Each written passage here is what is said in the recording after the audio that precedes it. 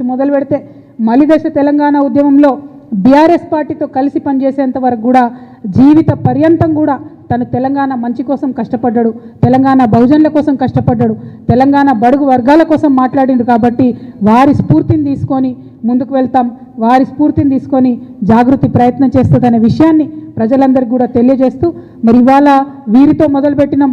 ఇంకా ఎవరైతే మన తెలంగాణ మూమెంట్లో అన్సంగ్ హీరోస్ ఉంటారో వాళ్ళందరి జీవితాలను కూడా వారి చరిత్రలను కూడా నిక్షిప్తం చేసే ప్రయత్నం చేస్తామని తెలియజేస్తూ మీ అందరి దగ్గర కూడా నేను సెలవు తీసుకుంటా ఉన్నాను. Thank you. జై తెలంగాణ, జై జాగృతి. కొనసాగిస్తాం అమరవీరుల ఆశయాలను, కొనసాగిస్తాం అమరవీరుల ఆశయాలను, కొనసాగిస్తాం ముచ్చర్ల సత్యనారాయణ గారి ఆశయాలను, కొనసాగిస్తాం ప్రొఫెసర్ జయశంకర్ గారి ఆశయాలను. జై తెలంగాణ, జై జాగృతి. Thank you. ఖచ్చితంగా ట్యాంక్ బండ్ మీద మన తెలంగాణ ఉద్యమకారుల విగ్రహాలు ఉండాలి, ముచ్చర్ల సత్యనారాయణ గారి విగ్రహం పెట్టాలని చెప్పి నేను ప్రభుత్వాన్ని డిమాండ్ చేస్తూ ఉన్నాను. అట్లానే అమరజ్యోతి ఉంది. ఇవాళ అమరజ్యోతి మొత్తం పడవబడేబడ్డది. ఆనాడు బీఆర్ఎస్ హయాంలో అమరజ్యోతిలో అవినీతి మరకలు అంటితే ఆ అవినీతి గురించి చెప్తూ అధికారంలోకి వచ్చినటువంటి కాంగ్రెస్ పార్టీ ఇంతవరకు మరి అమరజ్యోతి దగ్గరికి వెళ్ళి నివాళులు అర్పించడం కానీ అమరజ్యోతిని గౌరవించడం కానీ చేస్తలేరు. రేపు పొద్దున ఖచ్చితంగా జాగృతికి సమయం వస్తుంది, జాగృతికి అధికారం వస్తుంది. ఆ సందర్భంలో అఫీషియల్గా తెలంగాణ తొలి అమరుడు శ్రీకాంతాచారి యొక్క వర్ధంతిని, జయంతిని అమరజ్యోతిలో జరుపుతాం. తెలంగాణ ఉద్యమకారులు ఎవరైతే ఉన్నారో, విస్మరణకు గురైనటువంటి వారు ఎవరైతే ఉన్నారో అక్కడ ఉండేటటువంటి చాలా పెద్ద లైబ్రరీ ఉంది, ప్లేస్ ఉంది. ఆ కేంద్రాన్నంతా కూడా తెలంగాణ వాదాన్ని ప్రజ్వలింపజేసేటటువంటి ఒక సెంటర్ పాయింట్గా, ఒక వార్ రూమ్గా దాన్ని క్రియేట్ చేయడం జరుగుతుంది. స్కూల్ పిల్లలుంటే, కాలేజ్ పిల్లలుంటే వాళ్ళని ఎక్స్కర్షన్ తీసుకొచ్చి మరి ఇగో ఇది త్యాగం, దీనివల్లనే మన రాష్ట్రం వచ్చిందని చెప్పి చిరస్థాయిగా ఆ ఉద్యమకారుల పేర్లు నిలిచిపోయేటట్టుగా కూడా అమరజ్యోతి దగ్గర మనం ప్రయత్నం చేస్తాం. ఇవాళ ముచ్చర్ల సత్యనారాయణ గారి జయంతి అంటే వారు ఏ బహుజనుల కోసం అయితే కొట్లాడిండో, ఏ సామాజిక తెలంగాణ రావాలని కొట్లాడిండో ఆ తొవ్వలో మనం నడవాల్సిన అవసరం ఉంది. ఇవాళ ఒక విషయం మీరు గమనించాలి. మనకు మున్సిపల్ ఎన్నికలు వచ్చినాయి. మొన్ననే లేటెస్ట్గా గ్రామ పంచాయతీ ఎన్నికలలో బీసీలకు అన్యాయం జరిగింది. 42% రిజర్వేషన్ ఇవ్వకుండానే ముందుకు పోయిండ్రు.